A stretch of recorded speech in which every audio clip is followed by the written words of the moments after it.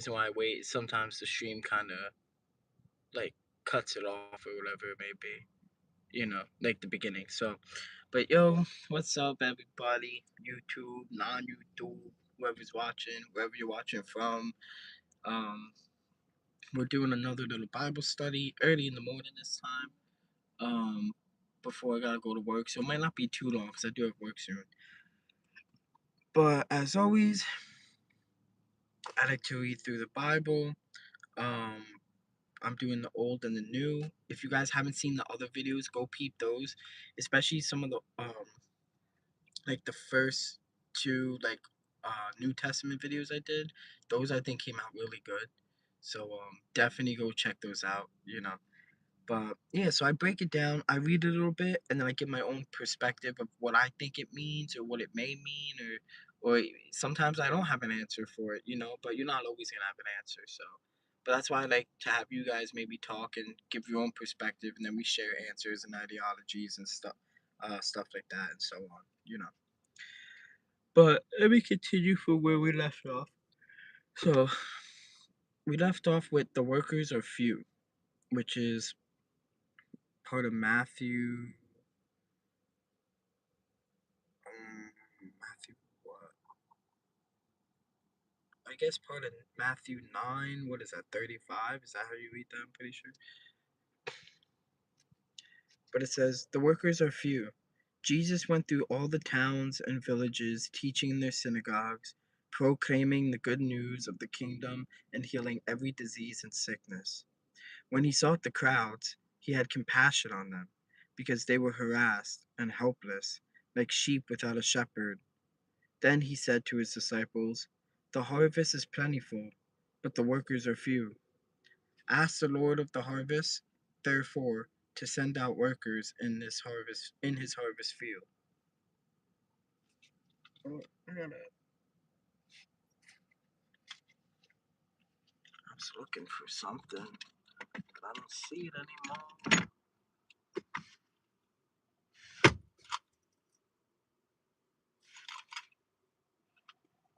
Damn, I don't know what I did with it.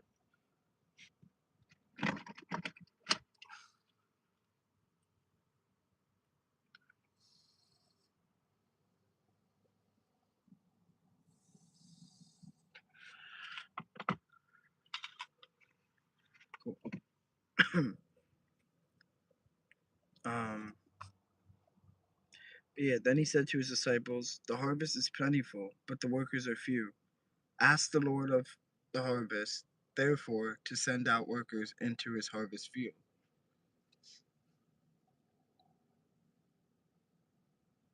When he saw the crowds, he had compassion on them because they were harassed and helpless, like a sheep without a shepherd. And then it says, Jesus sends out the 12. Jesus called his 12 disciples to him and gave them authority to drive out impure spirits and to heal every disease and sickness. These are the names of the 12 apostles. First, Simon, who is called Peter, and his brother Andrew. James, son of Zebedee, and his brother John. Philip and Bartholomew. Barthol- Bartholomew? Bartholomew? Bartholomew. Okay. Thomas and Matthew, the tax collector. James, son of Alphaeus and Thaddeus. Simon the Zealot, and Judas Iscariot, who betrayed him. These 12 Jesus sent out with the following instructions. Do not go among the Gentiles or enter any town of the Samaritans. Go rather to the lost sheep of Israel. As you go, proclaim this message. The kingdom of heaven has come near. Heal the sick, raise the dead, cleanse those who have leprosy, drive out demons. Freely you have received, freely give. Do not get any gold or silver or copper to take with you in your belts. No bag for the journey, or extra shirts or sandals, or a staff. For the worker is worth his keep. Whatever town or village you enter, search, therefore, some worthy person Oh wait, search there for some worthy person and stay at their house until you leave. As you enter the home, give it your greeting. If the home is deserving, let your peace rest on it. If it is not, let your peace return to you. If anyone will not welcome you or listen to your words, leave that home or town and shake the dust off your feet. Truly, I tell you, it will be more bearable for Sodom and Gomorrah on the day of judgment than for that town. I am sending you out like sheep among wolves. Therefore, be as shrewd as snakes and as innocent as doves. Be on your guard. You will be handed over to the local councils and be flogged in the synagogues. On my account, you will be brought before governors and kings as witness to them and to the Gentiles. But when they arrest you, do not worry about what to say or how to say it. At that time, you will be given what to say, for it will not be you speaking, but the Spirit of your Father speaking through you. Sometimes when he says raise the dead, I wonder if he really means that literally. Like, you're gonna go and you're gonna raise the dead, or if he means that figuratively speaking, like those who are spiritually dead, those who are dead inside, those who are just full of demons and full of like just evil ways and wickedness and lost their way and just feel dead inside. Maybe he was talking about in that aspect as like raise the dead. You know what I mean? Because that was the whole point of like kind of like being saved from sin in the sense of like it's not saying that you can just go sin freely, but a lot of people viewed sin back then as death. Sin equaled death. So if you sinned, you were technically dead, either in a spiritual form or to the people around you. They would banish you, outcast you. Sometimes they would actually kill you, you know. So if you're spiritually dead, like you're dead, you can be risen back out of that, through Christ. So I could see it meaning that type of way, you know.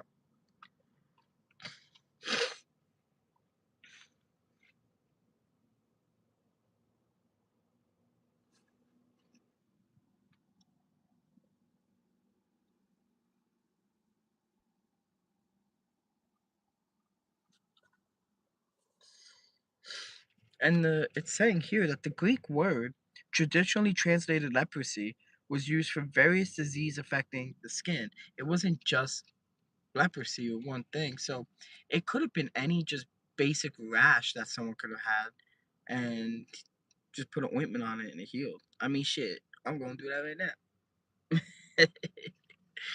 you know?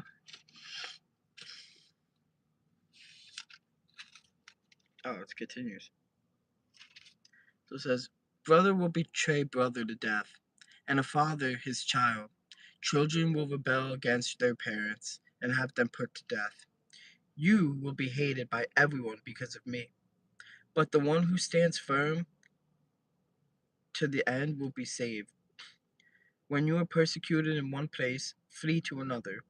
Truly I tell you, you will not finish going through the towns of Israel before the Son of Man comes. The student is not above the teacher, nor a servant above his master. It is enough for students to be like their teachers and servants like their masters. Oh, wait, hold on. I read that wrong. It is enough for students to be like their teachers and for servants to be like their masters. If the head of the house has been called Biz, Biz, Beelzebul, Beelzebul, how much more the members of his household?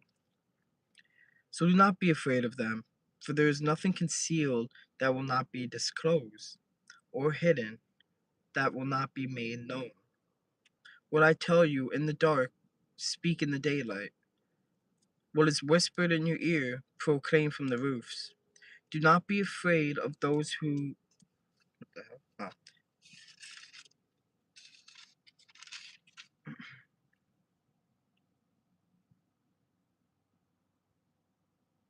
Do not be afraid of those who kill the body, but cannot kill the soul. Rather, be afraid of the one who can destroy both soul and body. Hmm. Who can destroy both soul and body in hell. Are not two sparrows sold for a penny? Yet Not one of them will fall to the ground outside your Father's care. And even the very hairs, and even the very hairs of your head are all numbered. So don't be afraid. You are worth more than many sparrows. Whoever acknowledges me before others, I will also acknowledge before my Father in heaven. But whoever disowns me before others, I will disown before my Father in heaven. Do not suppose that I have come to bring peace to the earth. I did not come to bring peace, but a sword. For I have come to turn a man against his father, a daughter against her mother, a daughter-in-law against her mother-in-law, and a man's enemy will be the members of his own household. Anyone who loves their father and mother more than me is not worthy of me. Anyone who loves their son or daughter more than me is not worthy of me. Whoever does not take up their cross and follow me is not worthy of me. Whoever finds their life will lose it, and whoever loses their life for my sake will find it. Anyone who welcomes you welcomes me, and anyone who welcomes me welcomes the one who sent me. Whoever welcomes a prophet as a prophet will receive a prophet's reward, and whoever welcomes a righteous person as a righteous person will receive a righteous person's reward. And if anyone gives a cup of cold water to one of these little ones who is my disciple, truly I tell you, that person will certainly not lose their reward. So he's not saying to fucking not love your family, you know. He's not saying to like hate your family. He's not saying to go get. You see, he said he didn't come to bring peace, and what he means by that is because a lot of people do say like he was trying to like combine, like bring everything together and peace and love and this and that. And even though at the end of the day he did want peace for everyone, he came to divide people from the unholy and the holy. You feel me? And those who follow him will end up having peace in their life. But those who choose not to and live otherwise and try to find their own image of whatever they think is the Almighty, like they're gonna still have a lot of troubles and a lot of struggles in life. And what I mean by that is when you look at Christ compared to every other human being, I'm not saying there wasn't other great people. There were, like Buddha was a good person, you know, but nobody truly was like Christ in his manner in the sense of from being able to face temptations that are very hard to overcome for 40 days, 40 nights in the desert, to fulfilling certain prophecies, to truly walking the walk, not just talking it, to sacrificing himself to not only make a change for the people of the time, but for to make an ultimate change that will be everlasting, and to also show how to truly be like God in the flesh. Like that's the thing. We were given dominion over all things. We were the ones to be made in the image of God, to live like God, and to do God's bidding here on earth as it is in heaven. But until you truly master yourself and your temptations of the flesh and just the temptations of this physical realm and this physical world, and until you truly walk everything that you talk, you'll never truly be a master of yourself. You'll never truly be what it's like to be like God in the flesh. You feel me? Like even though we're all learning and growing, you never stop learning, you never stop growing. There is a way to reach that ability like Christ did, where you could master everything, which allows you to master your reality, which allows you to just be such a godly like human being that you literally are like God in the flesh and you represent, like if anyone's gonna be like God, that's how it should be. Like that's the representation, that's the image right there is truly living it, truly like abiding by the laws. Sometimes you know you gotta be understanding, some laws gotta bend here and there for survival life purposes and shit. But like that's how I see that, you know. Shit. Where was I going? No. Hold on, I got level. Yeah, so because basically, like, yeah, that's just how I see it, though. Like, out of all the people to come and go, and all the people to make the changes in the world, and the way that they did it, no other did it like Christ too. Like, he did it with a lot of peace, even though he didn't come to maybe bring peace, as he says, for everyone. But for those who follow him will find peace, because when you follow him, like, the way he did everything was peaceful. It wasn't out of rage or anger. The only time really he got really angry was with the whip, when he started whipping, like, and telling people to get out of the temples and shit. But that's because they made the a house of prayer, a house of God, into a house of merchants and selling, and all wrongdoings, and that's not right. So it wasn't that he was furious that he wanted to hurt someone. He just had a lot of passion, and he took high offense to that. It's like, dude, you guys are such hypocrites, and you're making my father's house into a house of thieves, and a den of thieves, and money and greed and all this shit, you know.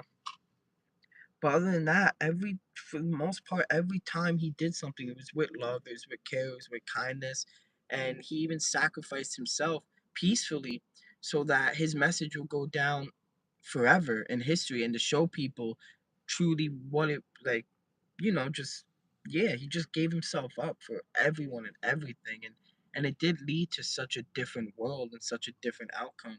Because before him, like I said, if you spiritually sin, or if you sin, you were spiritually dead. Like, you got banished, you got killed, nobody wanted to touch you, nobody wanted nothing to do with you, and that led to people feeling so mentally ill that it caused such physical illnesses, and it caused them to be living lives of hell, and that they felt like there was no coming back from it, and they just were literally living in a living hell, to the point where they were either killing themselves, or just living miserably.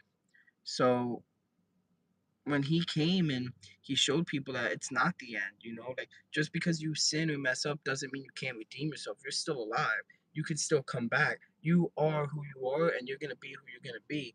And you could redeem and be the best you that you could possibly be. Just you just gotta acknowledge the shit that you did that maybe wasn't right, and just find things you could do to make it better, and just learn and grow and never give up. You know. And that's when you started seeing people change and be like, yeah, like, I may have messed up, but who is that person to judge me as if they never messed up? We're all human. We all make mistakes. We all go through it, you know? So that's why it's like, why am I spiritually dead? Why am I spiritually unclean? I'm not. And through Christ and his teachings, it shows me that I could be born again, and I could redeem myself, and I could reach salvation still. And he sacrificed himself so that all his followers can see, like, this was a good guy preaching how to truly follow God. And if you mess up, it's not that it's over. Like, that's what life is. Like, we mess up, we learn, we grow. So why would I spiritually be dead? And because of all the people that he was healing, and the stories were going around, and then when his death happened, and people saw what the government and these corrupt leaders did to a truly God fearing and a God loving and a God willing man, it made people be like, I'm done following these old ways. Like, it's not right. Like, it's not saying that I want to get rid of all of them. Some of the traditions are still important, but it's time for a new. It's time for a more understanding. It's time for realizing what we are and the potential we have and what we can be if we master ourselves and don't let a mess up keep us down on the ground for so long, you know.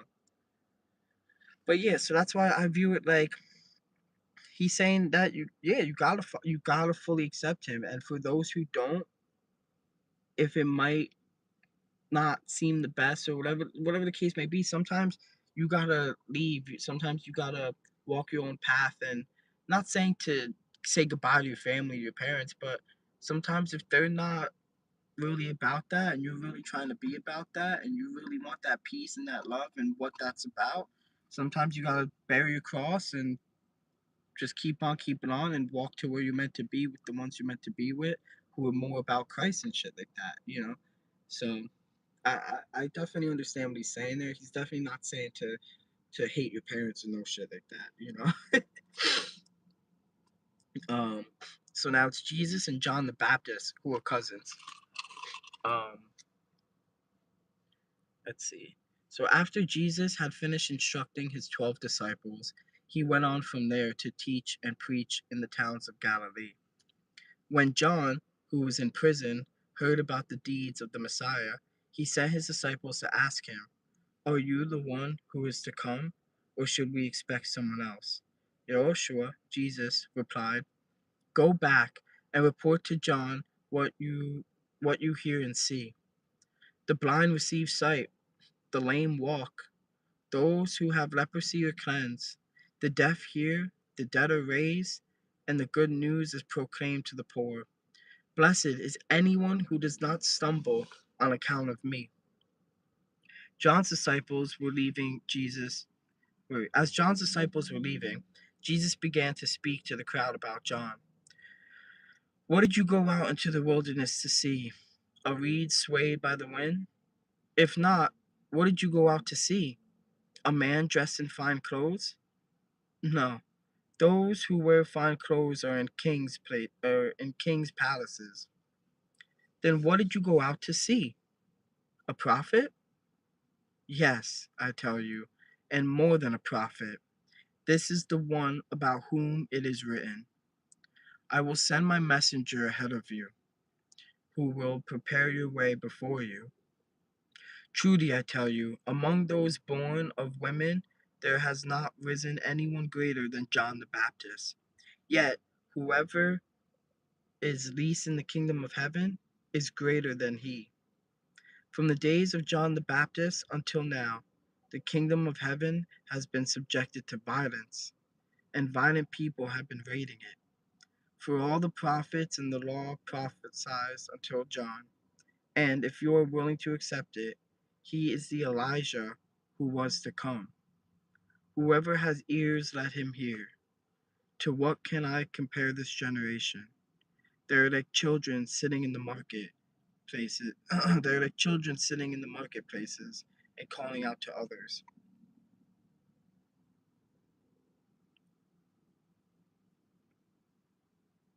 So,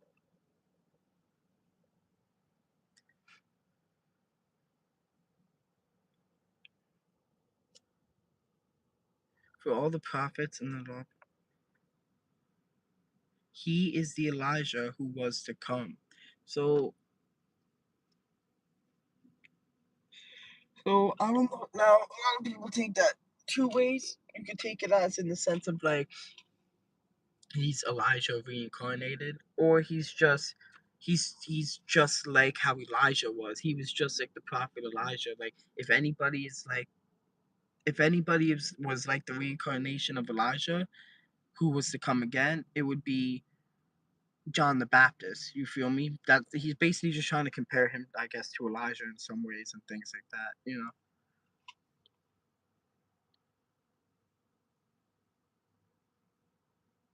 Thank you. I appreciate that.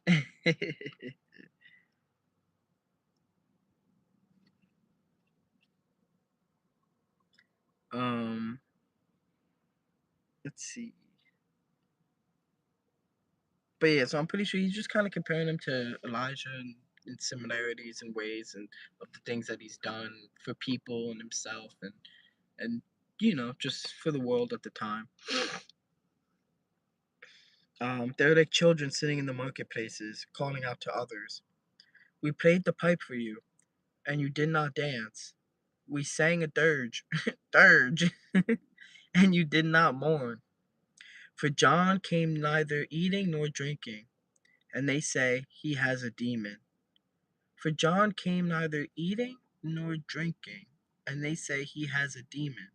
The Son of Man came eating and drinking, and they say he is a glutton and a drunkard, a friend of tax collectors and sinners. But wisdom is proved right by but wisdom is proved right by her deeds. So John came neither eating or drinking, like he barely ate food, he didn't drink or anything, and they say he got demons. Then Christ comes, eating a little bit, having a little bit of wine. They call him a drunkard and a glutton. They basically just any way that they can. Either if you don't drink and eat, you're a fucking demon. If you do drink and eat, you're a glutton, you're a drunk, you're that. It's like, damn, yo, like what the fuck you want from me? Like I eat, I'm glutton. I don't eat, I'm a demon. What the fuck? Like they just really did not like them, and they were trying to find any way to put them down, give them a bad name, shit like that.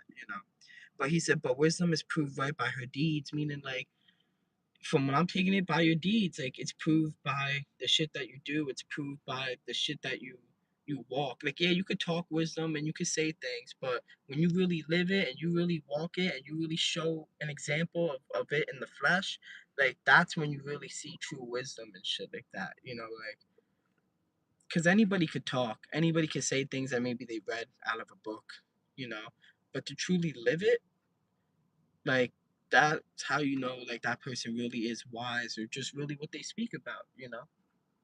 And it's also kind of saying like y'all could believe what you want to believe, but y'all could listen to these other people, or you could come see me for myself and just see how I truly am. Like so it's up to you. Believe these false words of these false like Pharisees and all this shit, or you could come see me. You can see how I walk. You can see what I preach. You can see what I'm really about, and you can decide for yourself if you think I'm a drunkard or not. But I know what's true. I know I'm not a drunk, and that's all that matters. If you don't want to believe that, that's your right. But hey, it's hard to stay aware like that, though. What you mean hard to stay aware? In what sense? Like what aspect? Like with what I'm reading, or just with like, uh, yeah, definitely let me know a bit more what you mean.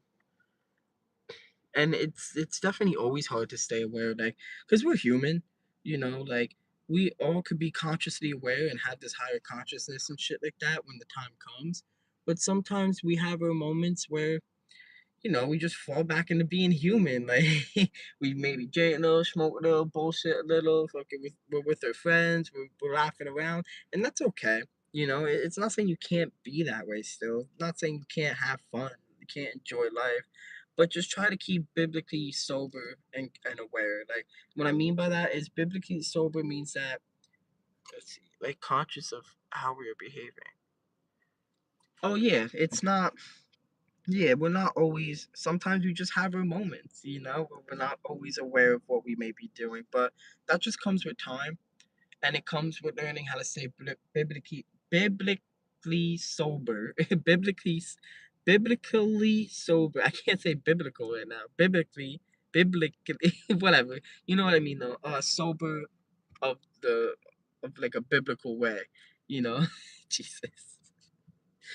And what I mean by that is because people are saying like, oh, being biblically sober means that you can't smoke, you can't drink, you can't do this. That's not always true.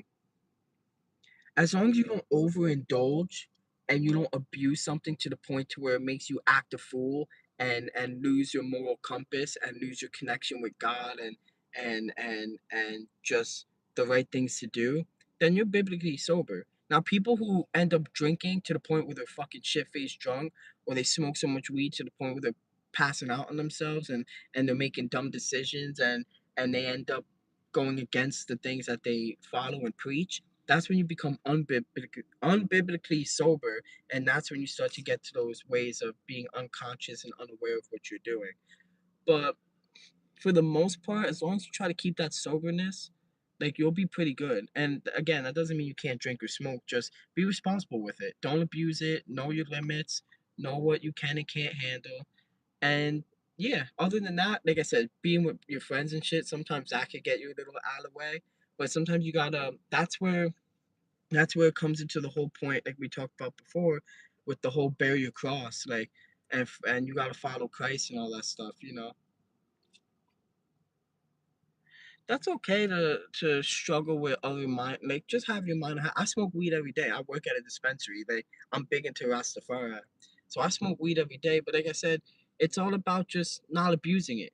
Too much of anything could be a bad thing, and it's just about knowing your limits, knowing what is or isn't good for you and your body, and just learning how to just manage it and don't over abuse it. Don't overdo it. Just be responsible with it. And if you feel like it's really messing with your biblicalness, like either maybe take a break or just smoke a little less, or maybe just smoke when you by yourself reading the Bible and get into that connection of being like connecting it to something spiritual and biblical. So every time you do smoke, you kind of get in that mindset already. But like I was saying though, with bearing your cross, like sometimes when you're with homies, if you're constantly realizing that your friends are constantly making you lose sight of your moral compass and lose sight of your spirituality and your beliefs and making you end up falling to temptation, Not saying to not be friends with them anymore. You can still be friends, but maybe it's time to maybe not hang out as much, or maybe try to spread the good word to them, try to change them, or you just got to bear your cross and walk away and find a group that is more into being biblically aware of things, because that's what it literally says before about the whole, like, come to divide friends, come to divide parents and daughter and this, and divide siblings. And he didn't mean divide it in a bad way, like divide them and send them to war and cause them to fight.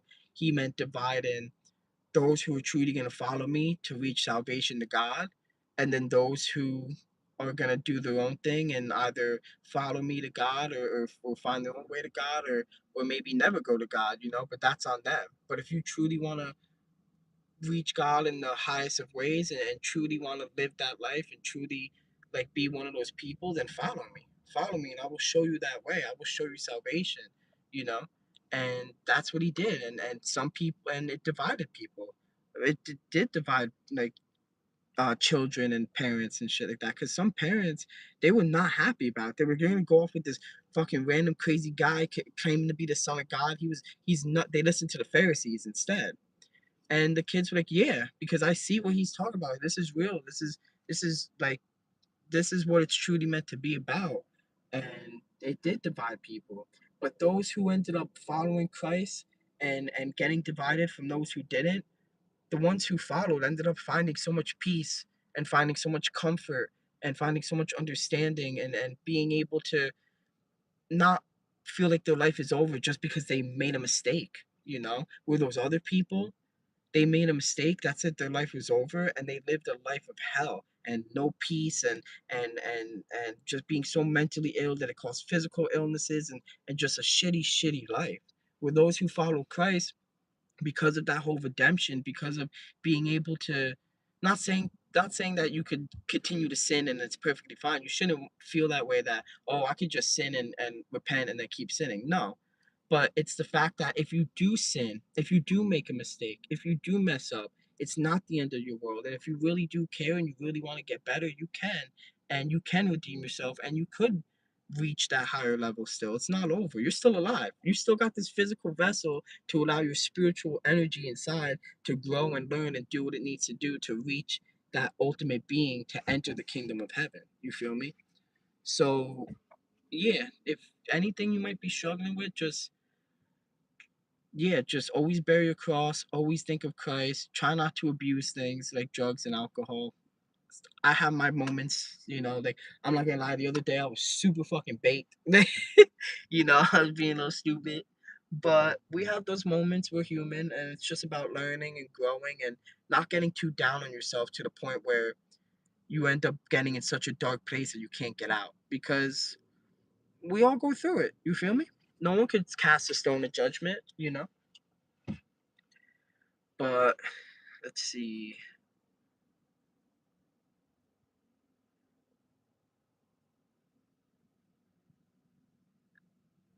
I'm probably gonna end it here, even though it wasn't too long of a video. I didn't get too far into the New Testament in this one.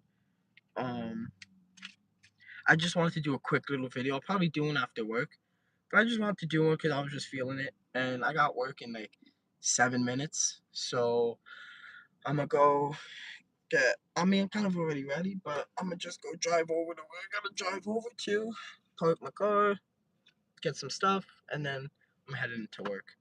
But yo, as always, much love, much respect, and yeah, just keep on keeping on, keep bearing your cross, and just don't give up in life. Everything's always gonna be okay.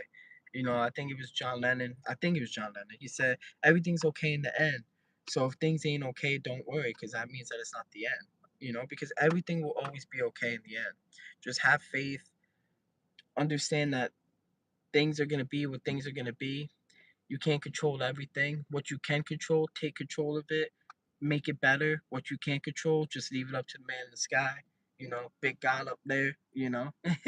And just, yeah, bear your word, and just never give up. But much love, much respect to all of you. I hope y'all have a blessed and beautiful day. Smoke some herb, drink a little wine, Don't overdo it though. Yeah, just enjoy your day. Really live it up today. It seems like a really beautiful day if you're in a beautiful area, and even if it's not beautiful out, if it's raining, the rain is good for something. You know, the plants need it. You know, there's always a positive outlook. Try to have that positive outlook in everything you do. And yeah, I'll catch you guys in the next one. Much love, and yeah, peace out.